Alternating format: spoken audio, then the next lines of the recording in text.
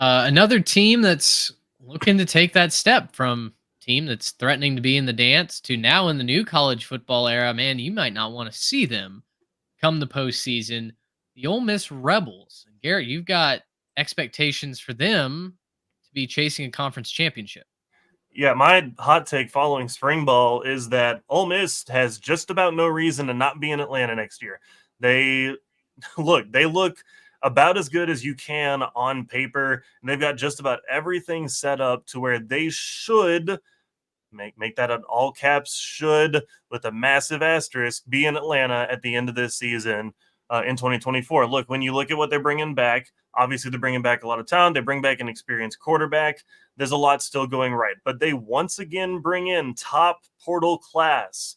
Right, they bring in a massive portal class, huge haul headlined by Walter Nolan, Princely Emmanuel, Antwain Wells Jr., Trey Amos. They also got that kid from Houston, that he came in as a corner as well. They're filling out the defensive side of the ball as much as they are the offensive side of the ball. I think they also got Logan Diggs from LSU to go be their running back too, to kind of pair with what they got going on there. So, look, I mean, I get it. Like they let Quinshawn walk out the door. I'm pretty sure that is a true statement as well. They let him walk out the door. A lot of sort of character concerns, locker room issues with what was going on there with Quinshawn, but nothing about Ole Miss's situation is screaming at me like, oh, this is like a problem or they're not ramping up. Like they're doing, in my opinion, the opposite of what I just said Penn State was doing.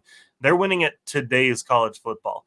We're not a big fan of Lane Kiffin on this program, but he's doing things the way you're supposed to in college football, right? He might be a little scummy about it, right? He might, wear the hoodie and, put it up and look like a villain or the emperor or something like that. But at the end of the day, he's doing what you're supposed to do. He's going out, he's poaching top talent from other rosters, and he's putting together a decent product on the field. And he's been punching above his weight class the last several years. And I know that what you're saying to me is, well, okay, but Georgia and Texas. So how is Ole Miss going to make it? I hear you. I totally hear that argument.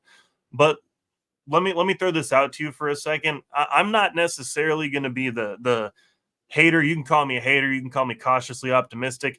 I do think Texas has a little bit of a struggle repeating what they did last year. They are losing some talent. They brought in a good portal class too. They brought in a good portal class. Can't deny it. But I do think that because this is their first year in the SEC, because they haven't done this sort of gauntlet before, the schedule's not necessarily that tricky. But there are a couple of tough spots for Texas on that schedule. I think could be some slip up spots for them. And Ole Miss, I mean, they've done this. They I think are going to be looking at Georgia at home and LSU as their big games that they should be worried about. Maybe OU at home if OU can field a competitive team, but I don't think any of us really believe that OU is going to be that good this year. And look, at the end of the day, Lane Kiffin's been there long enough. This is my main point here. Lane Kiffin, it's time to put up or shut up, okay? It is time to finally say, I'm not just Portal King. I'm actually going to make it to Atlanta, compete for the SEC championship, make the playoff, all of that. It's time. Like he's nailed the portal classes. He's brought his guys in, put them in, places to succeed. He's gotten the most out of every play. He's adjusted his offense to what his personnel is. He knows what he's doing. So at this point, it's time to put up or shut up. It can't be collapses. You can't not score points. You can't disappear, for, certain games. It's time to just put up or shut up for Lane Kiffin. I think they get it done this year. I think that this is an 11-win team. I think that they win every game but Georgia, and they go rematch them in Atlanta. I think this is a very good football team, and it pains me to say it because I don't like saying nice things about Lane Kiffin. But that should tell you, like, this is not some kind of weird, Ole Miss fan bias coming into this take. I just have to look at the paper and say, wow, on paper, this is about as good a team as you can get, going into this next season. They've I got can't be objective about Ole Miss, so I'm going to pass to Mitch. their schedule's interesting because they've got a cakewalk their first four.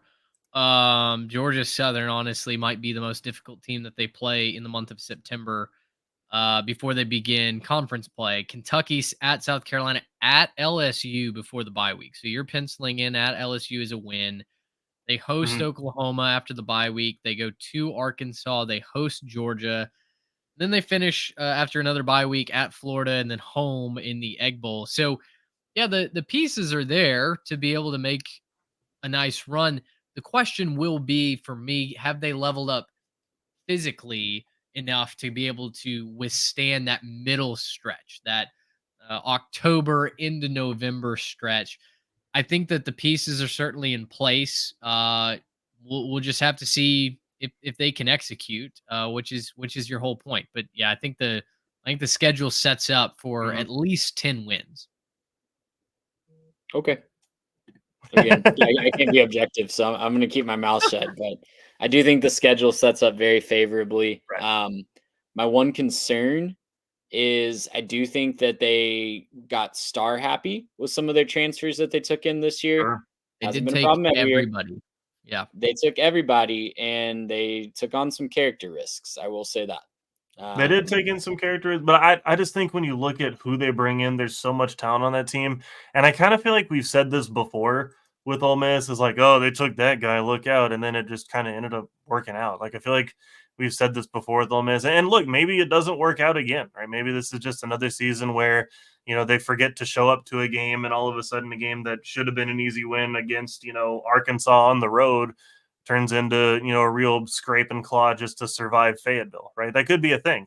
I don't know if that's true. I'm not predicting that by any means. I have a hard time seeing how this is more than a one-loss team entering the Georgia game.